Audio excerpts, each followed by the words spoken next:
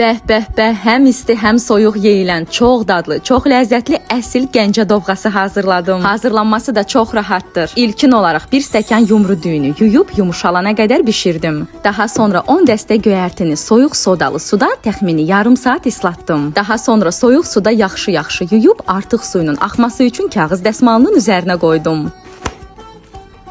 Ən sonda göyərtiləri doğrayıb keçdim dovğanın hazırlanmasına. Bunun üçün bir balon kənd qatığını qazana əlavə etdim. Üzərinə 3 ədəd yumurta və 2 xörək qaşığı un əlavə edib yumurta çırpan ilə yaxşı qarışdırdım. Yumurta və unu həll etdikdən sonra ocağa qoyub qatıq qaynara düşənə qədər taxta qaşığı ilə dayanmadan qarışdırdım. Qatıq qaynara düşən kimi üzərinə doğradığım göyərtiləri, öncədən bişirdiyim yumru düyünü və ən sonda duzu əlavə edib təxmini 1-2 dəqiqədə ocağın üzərində saxladım. Və budur, həmən o qatı, dadlı Gəncə dovğamız hazırdır.